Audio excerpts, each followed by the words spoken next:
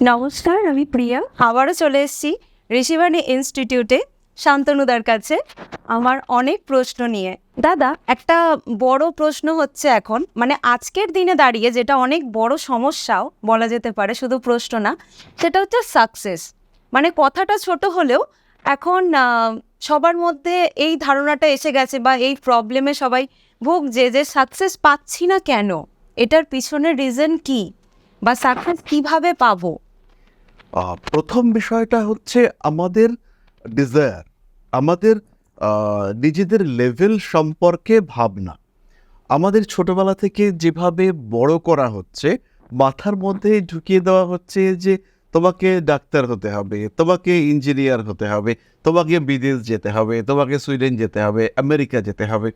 এই যে মাথার মধ্যে এটা ঢুকিয়ে দেওয়া হচ্ছে, ফলে আমরা সাকসেসফুল নিজেকে কোথায় ভাবতে পারি, এই যে প্যারামিটার, এই প্যারামিটারটাকেই ডিস্টার্ব করিয়ে দেওয়া হচ্ছে।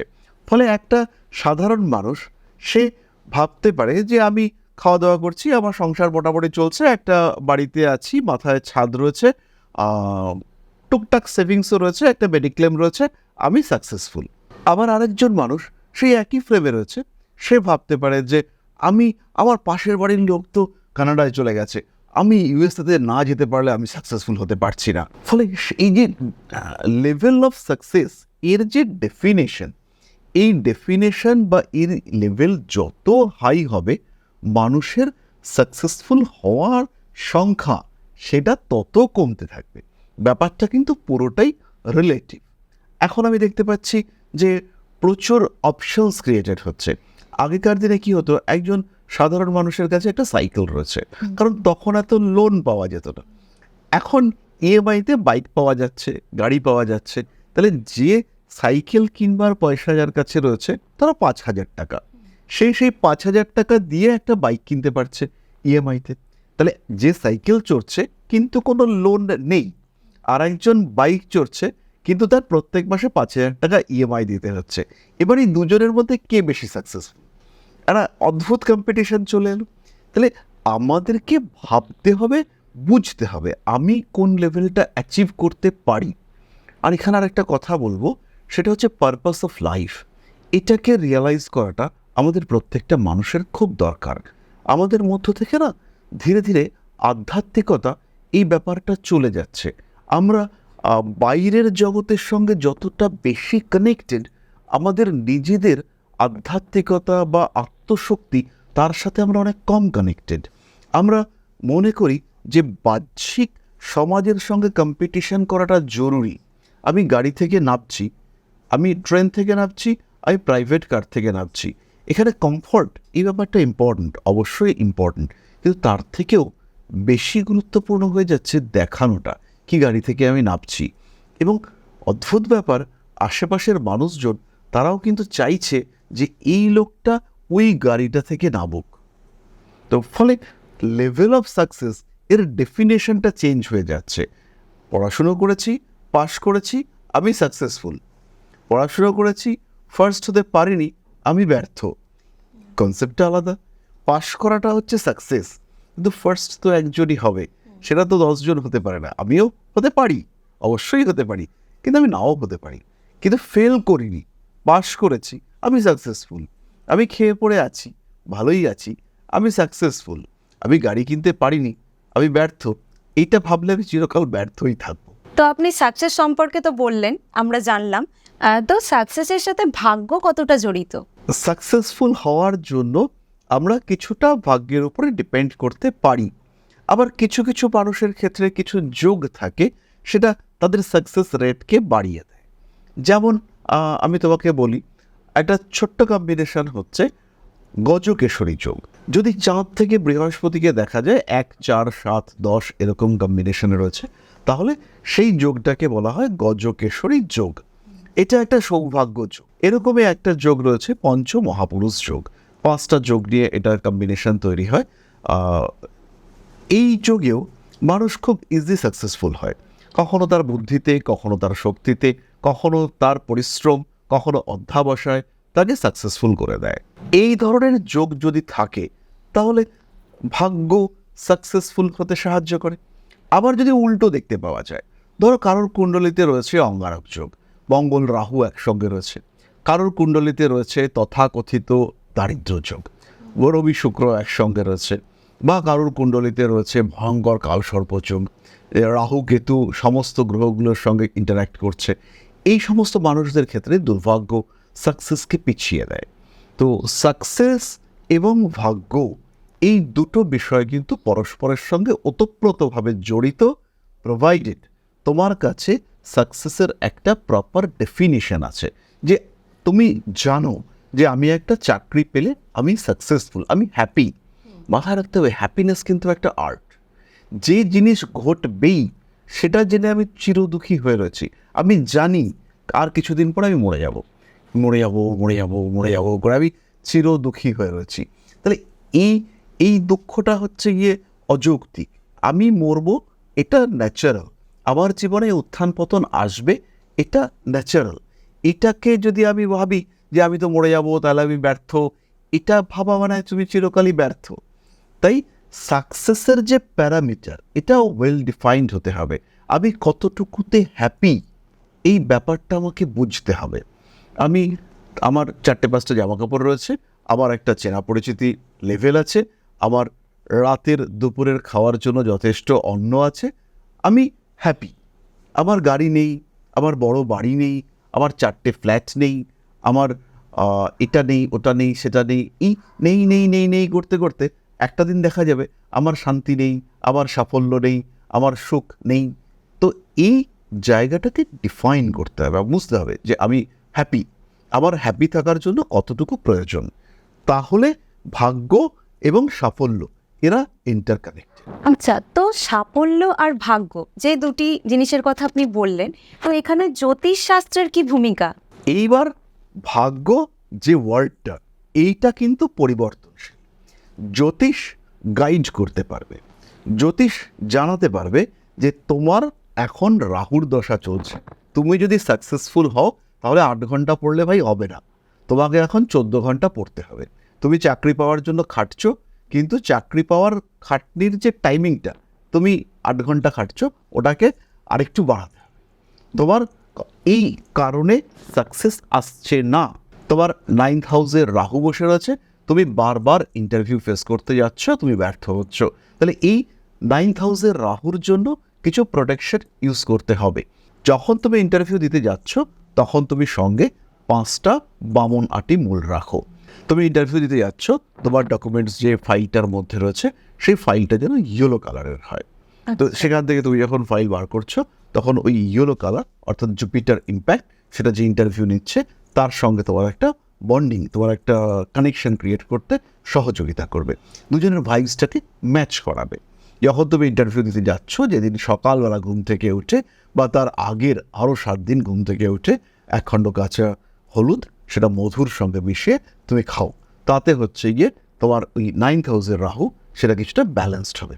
যখনই তুমি ইন্টারভিউতে গিয়ে বসছো, তখন যে তোমার ইন্টারভিউ নিচ্ছে আর তুমি, দুজনের মধ্যে একটা ভাইবস ক্রিয়েট হচ্ছে, যেটা পরস্পরের শত্রু ভাবিয়ে দিচ্ছে। তাহলে এটাকে কন্ট্রোল করতে পারে কে? জুপিটার। এই যে জুপিটারকে মাঝখানে নিয়ে আসার চেষ্টা, এটা করবেন অ্যাস্ট্রোলজার। ব্যবসা করতে যাচ্ছ, পার্টনারশিপ বিজনেস, যতবার ব্যবসা করতে যাচ্ছ শুধু লস, এখানে লাভ হচ্ছে না। কি হচ্ছে? বারবার লস হচ্ছে। কি হচ্ছে? তোমার যে 11th house, house of gain বা হাউস অফ আর্নিং, সেই ঘরটাতে, সেই রাশিটাতে পার্টনারের কুণ্ডলিতে রাহু বসে আছে। তাহলে তুমি যতই চেষ্টা করছো আয় বাড়াবো, কিন্তু ওই পার্টনারকে নিয়ে তুমি যতই এগোতে চাইছো, তুমি সাকসেসফুল হতে পারছো না। তাহলে ব্যবসায় আয় আসছে না। তো সেই ক্ষেত্রে এই জায়গাটাকে তোমাকে হেল্প করতে পারেন অ্যাস্ট্রোলজার। বলতে পারে তুমি যখন ডিল করতে যাচ্ছ, ওই পার্টনারকে নিয়ে যেও না, কারণ ও তোমার সাকসেস রেটকে কমাচ্ছে। তুমি যখন কাজটা করছো, তোমার সঙ্গে ওর ক্লোজ অ্যাটাচমেন্ট করিও না। তুমি কি করো? তুমি কাজটাকে ভাগ করে নাও। যে কাজটা তোমার কুণ্ডলীর সঙ্গে সাপোর্টিভ, তোমার দ্বিতীয় বুধ রয়েছে, দ্বিতীয় বুধের ওপর বৃহস্পতির দৃষ্টি রয়েছে, তোমার কনভিন্সিং পাওয়ার মারাত্মক। তুমি যখন মানুষের সঙ্গে কথা বলছো, মানুষ অটোমেটিক্যালি কনভিন্সড হচ্ছে, তোমার প্রতি মানুষের একটা ভরসা আসছে। আর তুমি যখনই যাচ্ছ, তোমার একাদশে XYZ তোমার সাথে যে যাচ্ছে, তোমার 11th হাউসে তার রাহু বসে আছে, ফলে সেই মানুষটা যখনই আসছে তোমার সাথে, তখনই যার সঙ্গে তোমার ইন্টারাকশন হচ্ছে সে তোমাকে শত্রু মনে করছে।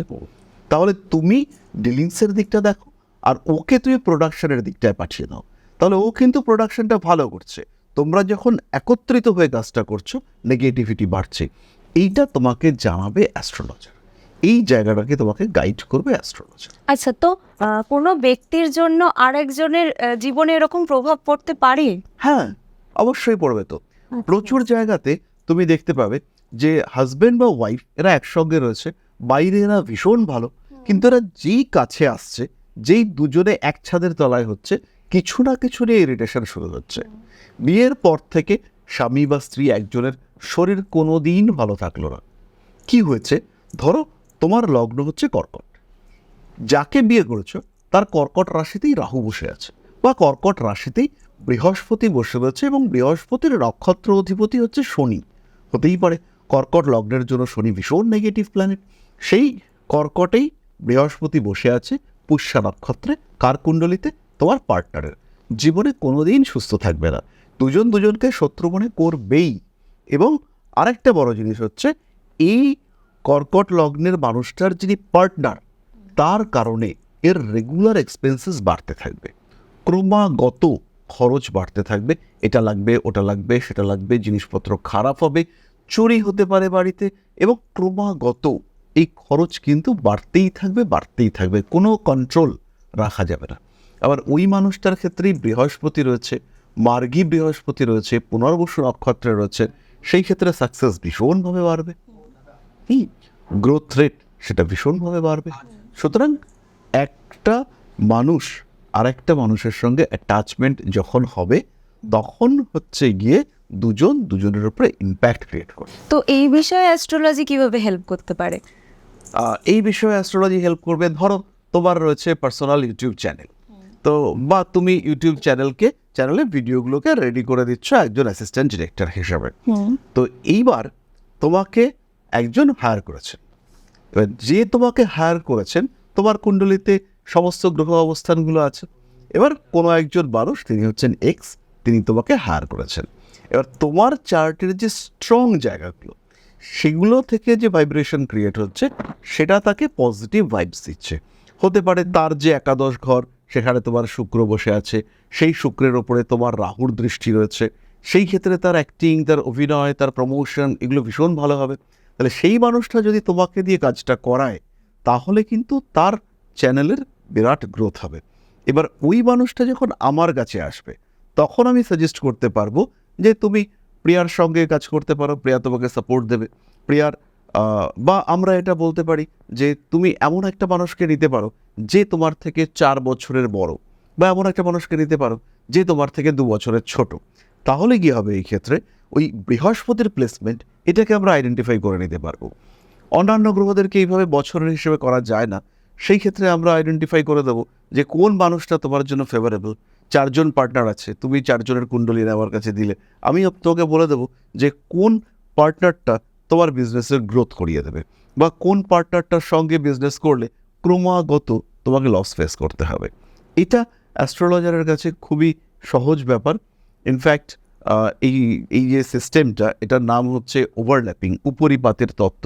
এই বিষয়ে আমার একটা বইও রয়েছে, সেটা হচ্ছে গিয়ে Chronicles of Hindu astrology, concept of overlapping. তো যারা এই বইটা পড়তে চাইছেন, একটু অ্যাডভান্সড লেভেলের বই, তো এই বইটাতে আমি দেখিয়েছি যে কিভাবে মানুষের ওপরে তার বাবা মা, এনভায়রনমেন্ট, আশেপাশের মানুষজন, তাদের প্রভাব পড়ে। আমরা একটা জিনিস বারবার শুনি যে কোনো একটা ছেলে, সে পড়াশুনো করছে না, কোনো একটা স্পেসিফিক টিচার এসে এত ভাইব্রেশন ম্যাচ করলো যে ওই টিচারের কাছেই বাচ্চাটা ভীষণ ভালো পড়াশুনো করে ফেললো।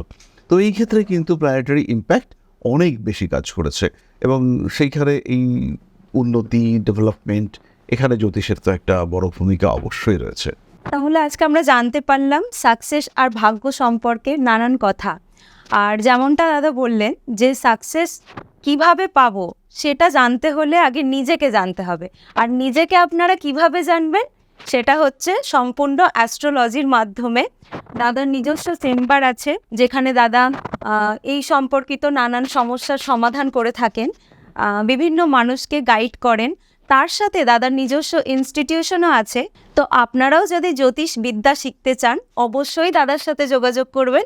আর দাদা আপনি একটু বলে দিন যে আপনার সাথে কিভাবে যোগাযোগ করবে। আমাদের তো স্ক্রিনেই নাম্বার রয়েছে। মানুষকে যদি নিজের সঙ্গে নিজের ক্যারিয়ার, নিজের লাইফ, নিজের ম্যারিড লাইফ বা লাইফের বিভিন্ন দিককে সিঙ্ক্রোনাইজ করতে হয়, হ্যাপি হতে গেলে সিঙ্ক্রোনাইজ করতে হবে, নিজেকে জানতে হবে এবং তার সঙ্গে সঙ্গে চাহিদা প্রাপ্তির মধ্যে একটা মেলবন্ধনের চেষ্টা। আমি সাধারণ একজন মানুষ, এখন যদি আমি ভাবি আমি একটা রোলস রয়েস কিনবো, তাহলে সেটা হবে না। তাহলে চাহিদা আর ক্ষমতা, এই দুটোর মধ্যে একটা মেলবন্ধন করবার চেষ্টা করতে হবে এবং কতটা আপনি পেতে পারেন। জ্যোতিষ ভাগ্য বদলাতে পারে, কিন্তু তাই বলে জ্যোতিষ একজন খুব সাধারণ মানুষকে প্রচুর বড়লোক করে দিতে পারে এটা কিন্তু নয়। বারবার দুর্ভাগ্যজনিত কারণে ব্যর্থতা আসছে, সেখানে জ্যোতিষ একটা সাপোর্ট দিতে পারে। যেমন আমি একটা পাত্রে রান্না করতে চলেছি, সেই পাত্রটা অ্যালুমিনিয়ামের পাত্র, সেটাতে একটা ছিদ্র রয়েছে। তো আমি সেখানে সামান্য মাটি দিয়ে সেই ছিদ্রটা, এঁটেল মাটি দিয়ে ছিদ্রটা বন্ধ করে রান্না করতে পারি। আমি এটা দেখেছি আমার এক দিদার বাড়িতে, সেখানে কাঠের উনুনে রান্না হতো, তো অ্যালুমিনিয়ামের হাঁড়িতে ছিদ্র হয়ে গেছে, তো সেখানে খানিকটা এঁটেল মাটি দিয়ে ওই ছিদ্রটা বন্ধ করে রান্না হলো। এটা হতে পারে। সেটা কাঁচা মাটি দিয়ে হলো, কিন্তু এই কাঁচা মাটির হাঁড়িতে যদি আমি জল বসিয়ে রান্না করতে যাই তাহলে রান্না হবে না। তাই প্রত্যেকটা মানুষের নিজের আধার সম্পর্কে জানতে হবে, আমি কতটা এলিজিবল, আমার জন্য ইউনিভার্স কি ঠিক করে রেখেছে, আর সেই ঠিক করে রাখা বিষয়গুলো থেকে আমি ম্যাক্সিমাম কতটা পেতে পারি, এইটা মানুষকে বোঝানো, এটা হচ্ছে জ্যোতিষের কাজ। আর এটা আমরা বোঝাতে পারি যে আপনি এইটা পেতে পারেন। এখন বিভিন্ন ইউটিউব চ্যানেলে আবার অবাক লাগে দেখতে যে তুলা রাশির মানুষরা কোটিপতি হবেন। আমরা যারা প্রবাবিলিটি দেখি, ভারতবর্ষে মোটামুটি 150 কোটি মানুষ আছেন, এর মধ্যে আমরা ধরে নিচ্ছি 120 কোটি মানুষ তারা হচ্ছে গিয়ে এই ক্যারিয়ার বা প্রফেশন এগুলোর সঙ্গে কানেক্টেড, কিছু না কিছু করেন তারা। তাহলে প্রত্যেকটা রাশিতে 10 কোটি করে লোক আছে, টোটাল 120 কোটি লোক। এবার 10 কোটি লোক তারা যদি কোটিপতি হয়, তুলা রাশি বা কর্কট রাশির 10 কোটি লোক, তাদের সবাইকেই বলা হচ্ছে তারা নাকি কোটিপতি হবে। তারা সবাই যদি কোটিপতি হয় তাহলে যে অ্যামাউন্টটা আসবে সেটা দেখা যাবে ভারতবর্ষের যে জিডিপি তার থেকেও বেশি। হাস্যকর নয় ব্যাপারটা? মানুষকে বুঝতে হবে আমি কতটা অ্যাচিভ করতে পারি, আমি ম্যাক্সিমাম কতটা অ্যাচিভ করতে পারি, তার থেকেও বেশি আমি অ্যাচিভ করতে পারবো, কিন্তু এক্সট্রিম নয় সেটা। তাই এখানে অ্যাস্ট্রোলজি আপনাকে একটা প্রপার গাইডেন্স দিতে পারবে যে তুমি এইটা করো, এই টাইমে করো, তাতে তুমি এইটা পেতে পারো। এখান থেকে মানুষের হ্যাপিনেস, সাকসেস, তার সাকসেস সম্পর্কে তার যে ভাবনা চিন্তা, এই জায়গাটাকে জ্যোতিষ একটা মেলবন্ধন করে তার বাঁচার যে পদ্ধতি, সে যেভাবে বাঁচছে সেইভাবেই সে বাঁচবে, কিন্তু তাকে আর একটু হ্যাপি করে তুলতে পারে। এখানে জ্যোতিষের একটা জায়গা রয়েছে। আর আমাদের নাম্বার তো স্ক্রিনেই রয়েছে, যারা কনসাল্ট করতে চাইছেন তারা অবশ্যই যোগাযোগ করতে পারেন। কলকাতায় আমাদের 2টো চেম্বার রয়েছে, তার মধ্যে একটা রয়েছে দমদম ক্যান্টনমেন্ট আর একটা রয়েছে রাসবিহারী লেক মলের ঠিক পেছনে। আর এছাড়াও আমরা প্রত্যেক মাসে থাকছি দুর্গাপুরে, আমরা আগরতলায় থাকছি, গুয়াহাটিতে থাকছি। তো যারা সরাসরি মিট করতে চাইছেন তারা তো আসতেই পারেন। এছাড়াও অনলাইনে আমাদের সঙ্গে কথা বলা যেতে পারে। প্রত্যেক দিন রাত্রে আমাদের এই অনলাইন চেম্বার চলে। যারা অনলাইনে দেখাতে চাইছেন বা কনসালটেন্সি করাতে চাইছেন বা আলটিমেটলি যারা সাকসেস পেতে চাইছেন, যেখানে আছেন সেখান থেকে সাকসেস কতটা দূরে সেটা জানতে চাইছেন, এই ধরনের প্রত্যেকটা মানুষকে আমরা বলবো যে একবার কথা বলে দেখা যেতে পারে। এবং অবশ্যই নিজের সম্পর্কে কিছু ধারণা পরিষ্কার থাকা উচিত। আমাদের সঙ্গে কথা বললে সেই ধারণাটা তারা পাবেন, তারা নিজেকে জানতে পারবেন, এই বিষয়টা কিন্তু নিশ্চিত। আজকে আমরা সাফল্য নিয়ে অনেক কিছুই জানতে পারলাম। আর সাফল্যের অ্যাকচুয়াল ডেফিনেশন কি বা কি হওয়া উচিত সেই সম্পর্কে দাদা আমাদের অনেক কিছু আজকে বললেন ভিডিওতে। তো দাদাকে তার জন্য অনেক অনেক ধন্যবাদ। তাহলে আজকের আলোচনা আমাদের এই পর্যন্তই থাক, দেখা হচ্ছে আবার অন্য কোনো ভিডিওতে। সবাই সুস্থ থাকুন, ভালো থাকুন। নমস্কার। জয় মা আদিশক্তি।